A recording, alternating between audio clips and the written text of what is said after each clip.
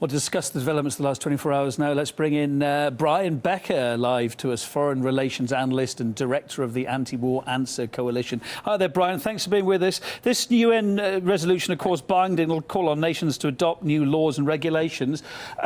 What will these be, do you think? When are we going to see the start of it? Well, I mean, in the case of the United States has been arresting people for the last 15 years on the basis that they were somehow connected to foreign terrorist operations. Many of them were just set up by the FBI so that they could have big press conferences. I think the resolution actually will be quite meaningless, at least in terms of understanding what's the cause of the rise of Islamic extremism or Islamic State, so-called Islamic State in Syria. That's the consequence, not really of foreign fighters flowing into Syria so much, even though that's happening. The real reason is Iraq has been fractured and Syria has been fractured and Libya has been fractured as a matter of U.S. Foreign policy, a deliberate calculating military policy that created the space for this. And this will only escalate the cycle of violence when the U.S. now starts to say that they have the right to bomb Syria over and over again for a matter of years. That will not stop the increase of terrorism. That will lead to an escalating cycle of violence. That's inevitable. Yeah, but of course, when you've got a frightened public back in the West, because they're basically sold that ISIS is the very devil and they should be afraid on their very street corners of having their heads chopped off. But back at home, same thing for Americans. Your average person at home in the West, America, is going to go, yes, great. They're doing something about it. I mean, you can't knock that, can you?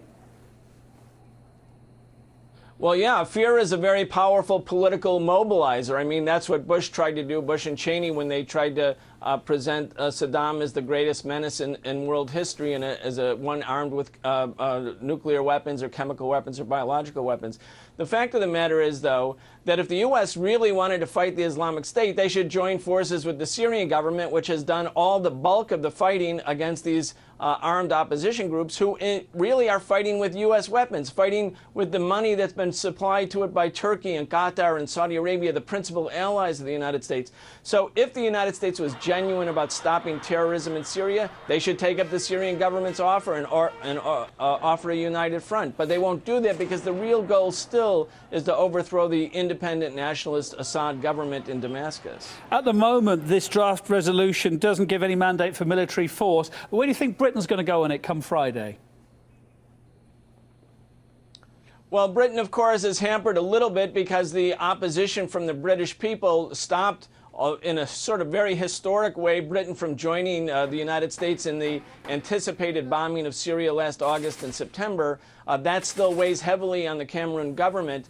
But of course, the growing trend right now amongst all the Western powers, the NATO powers, is to join in. The United States, through the exercise of its undoubted military supremacy, is realigning or disciplining the old alliances. And I think you'll see UK joining in, even though the people in the UK don't want this.